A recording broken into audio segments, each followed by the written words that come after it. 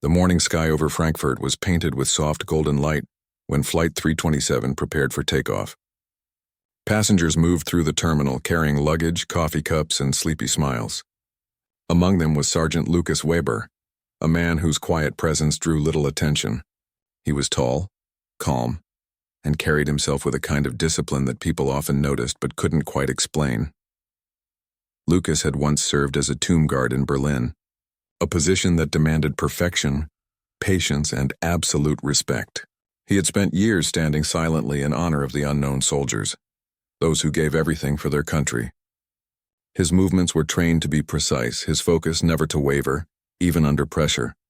After years of service, he had taken a short leave to visit his sister in Washington, Chelsea. This flight was meant to be simple, just a long trip home across the ocean. As the plane began to taxi, Lucas looked out the window, watching the runway stretch into the distance.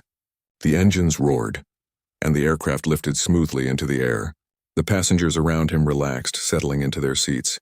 Some watched movies, some read books, and others simply closed their eyes. Lucas sat near the emergency exit, reading a small book on military history. It was a habit of his to study the past, to remind himself of courage, duty, and sacrifice. A few hours passed quietly. The flight attendants moved through the aisles with polite smiles, serving breakfast. The smell of coffee and warm bread filled the cabin. Children laughed a few rows ahead, and the sound made Lucas smile slightly. Everything felt ordinary, calm and peaceful, just another long flight through clear blue skies. Then something changed. At first, it was just a faint, unusual smell, like burning wires or melted plastic. Lucas noticed it before most others did. He looked up, scanning the cabin. A young flight attendant walked past him, her smile fading as she sniffed the air. Within seconds, the scent grew stronger. Lucas's instincts sharpened. Years of military alertness returned in an instant. He unbuckled his seatbelt, standing up quietly as other passengers began to notice the smoke. From the back of the plane, a thin gray trail was curling upward toward the ceiling. A man pointed and called out for help. Panic spread fast. "Please stay seated," the flight attendant shouted, trying to stay calm, but her voice trembled. Lucas moved down the aisle, his eyes fixed on the galley area where the smoke was thickest. The lights flickered for a moment. Somewhere inside the compartment, something had overheated. Maybe an electrical short, maybe a small piece of equipment catching fire. But at that height, any spark was dangerous. The passengers were growing anxious. Some covered their mouths with napkins, others started praying. A mother hugged her child tightly, whispering that everything would be okay, though she didn't sound sure. Lucas reached the back and saw the attendant struggling to open a metal panel where the smoke was coming from. The latch was too hot to touch. "Step back," Lucas said firmly but kindly. His voice carried quiet authority, not loud but strong enough that people listened. He grabbed a nearby cloth and tried to open the latch himself. The heat burned through the fabric, forcing him to drop it. The attendants looked helpless. The plane's engines continued their steady hum, but the smell of burning was growing worse. The cabin lights dimmed for a second and a few people screamed. Lucas took off his jacket and wrapped it around his arm for protection. Then, using all his strength, he forced the latch open. The metal singed his skin through the fabric, but he didn't flinch. Behind the panel, flames flickered like angry orange tongues. A wave of smoke rolled into the cabin, causing people to cough and cover their faces. Lucas's eyes watered, but he stayed focused. He saw the fire extinguisher mounted nearby and grabbed it without hesitation.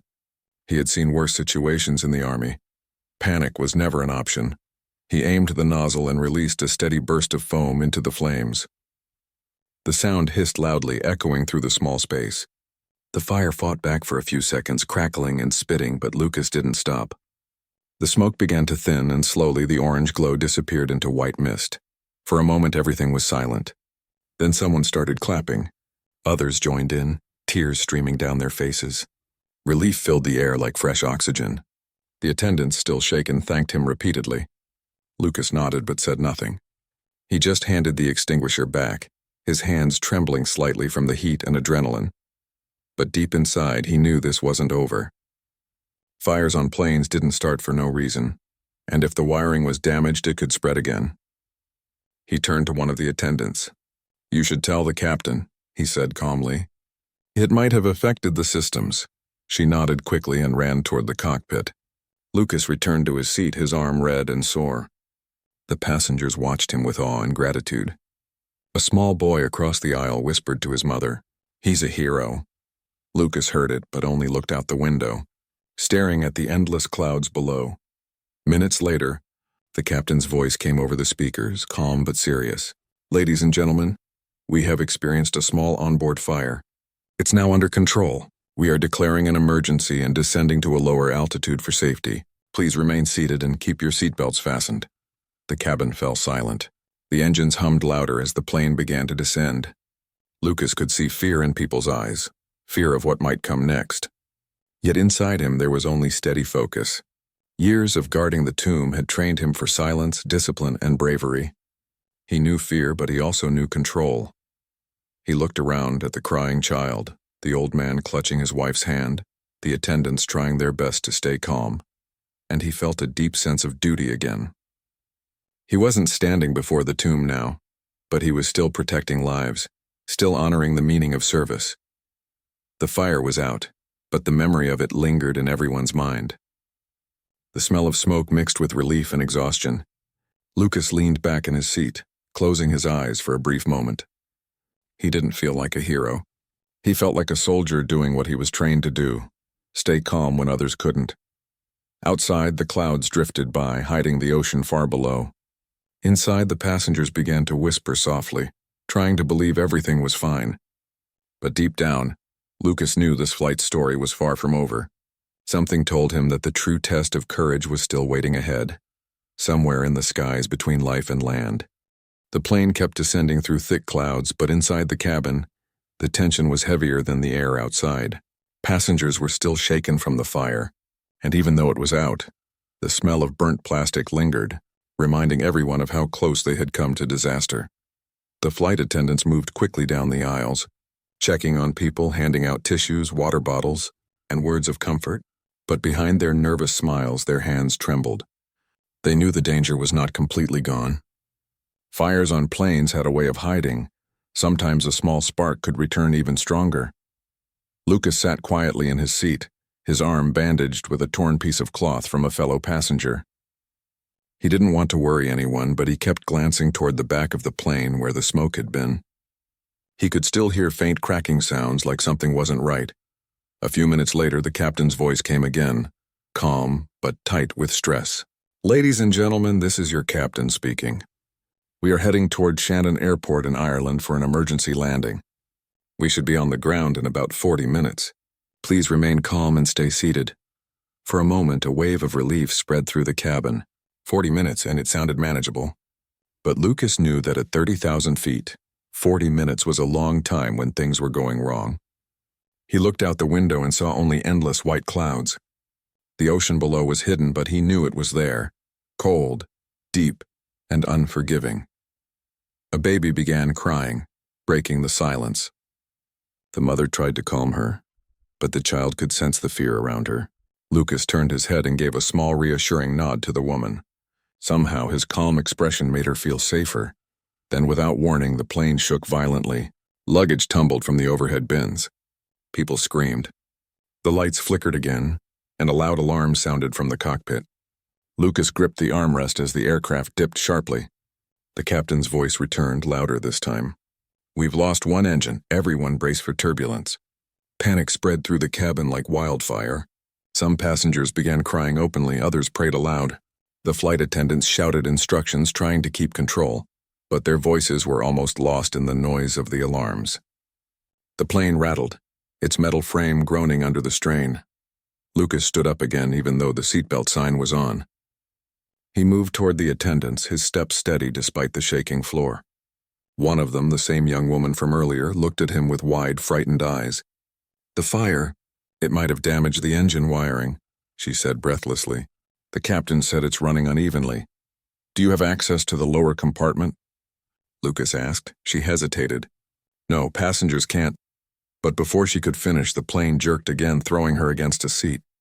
Lucas caught her just in time, steadying her with one arm. "Show me," he said simply. There was no anger in his voice and only firmness. She nodded.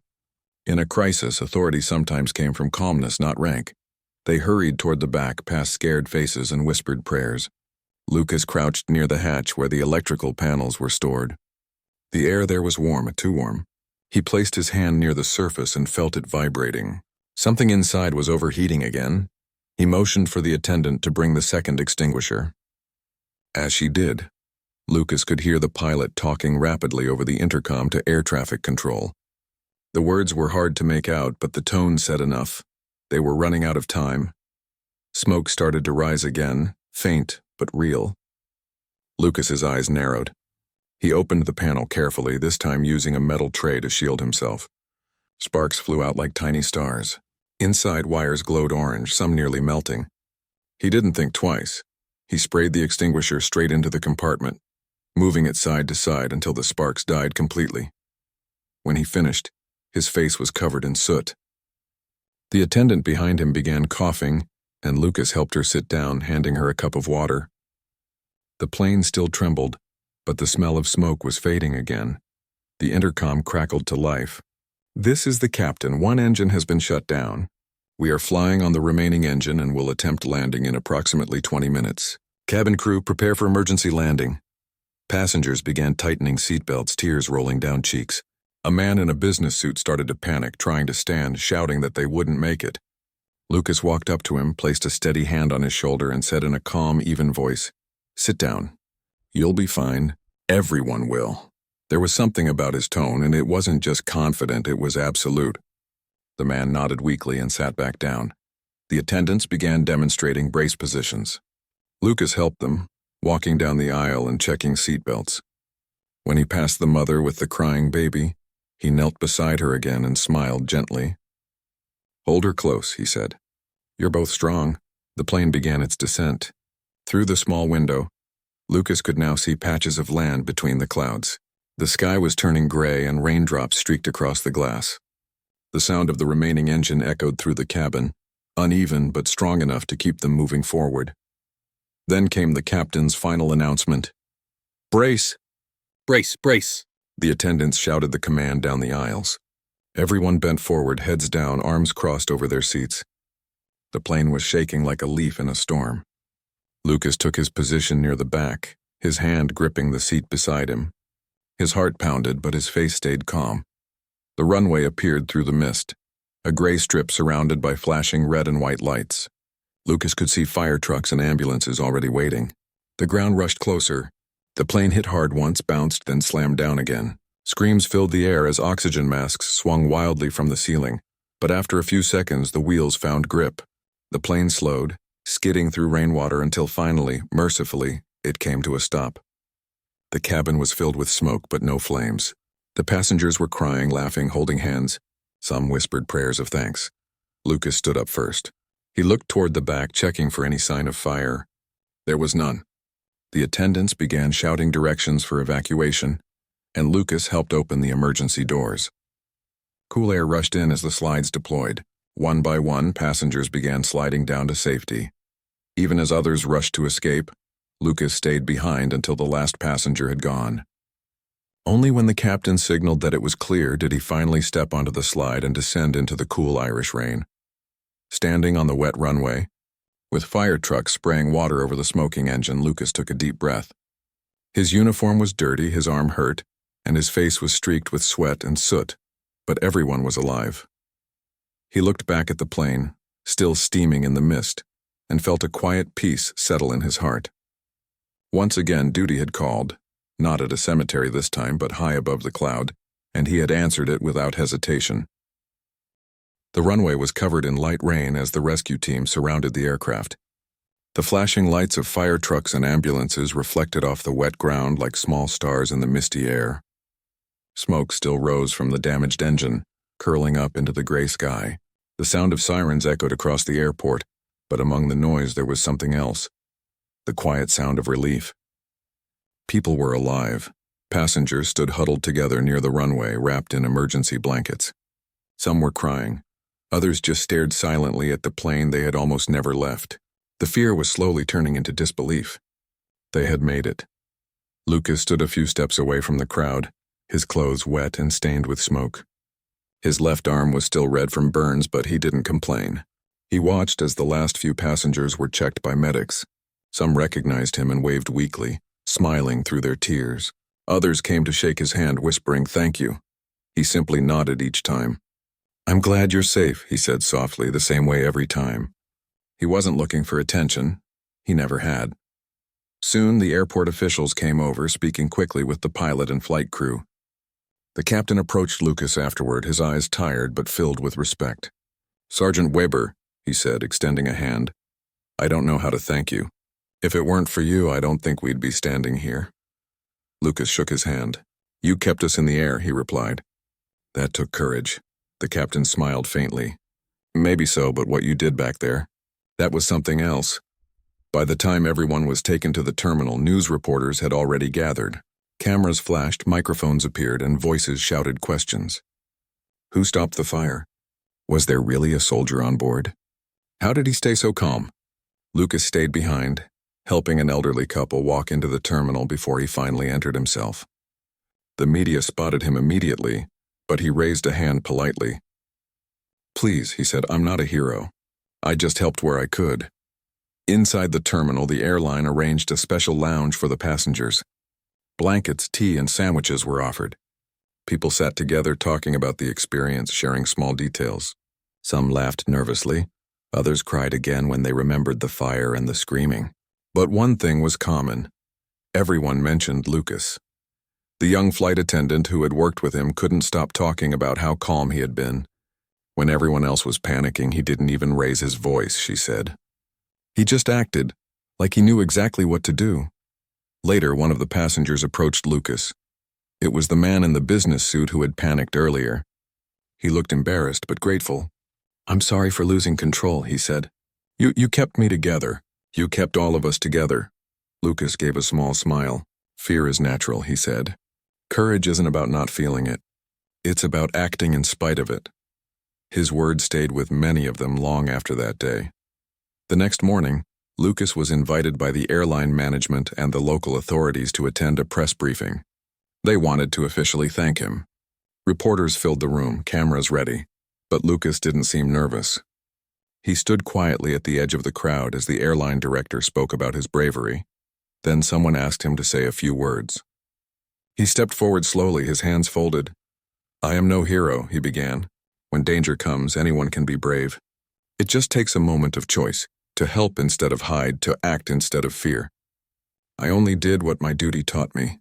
I learned that service doesn't end when you take off your uniform. It's a part of who you are." The room was silent as he spoke. Even the reporters didn't interrupt. When he finished, there was a quiet round of applause. Soft, but sincere. A few days later, Lucas boarded another flight, this time safely on his way to Washington, D.C., where his sister was waiting for him. She had heard the news before he even called. When she saw him walk through the airport doors, she ran to hug him, tears filling her eyes. "I saw you on TV," she said, her voice shaking. "They said you saved a whole plane." Lucas laughed softly.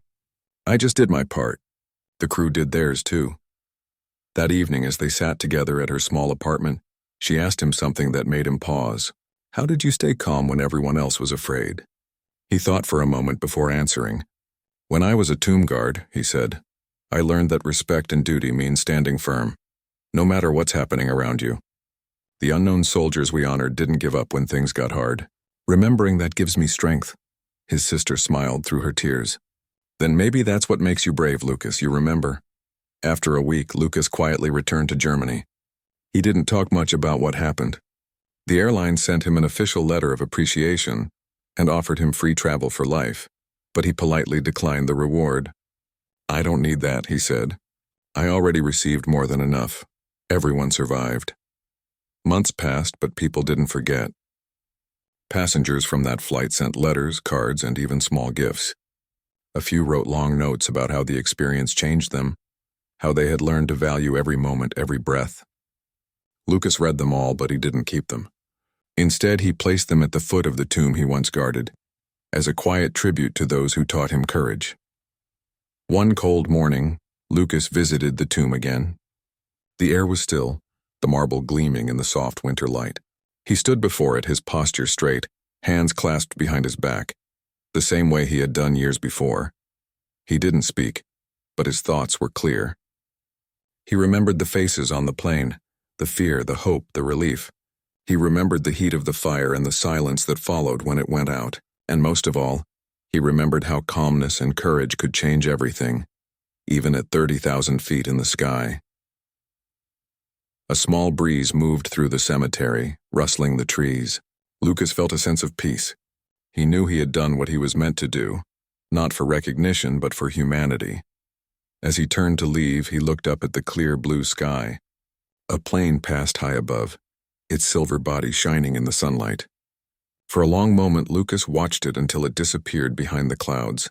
Then, with a quiet smile, he walked away, carrying with him the same discipline, courage, and heart that had once saved hundreds of lives in the sky.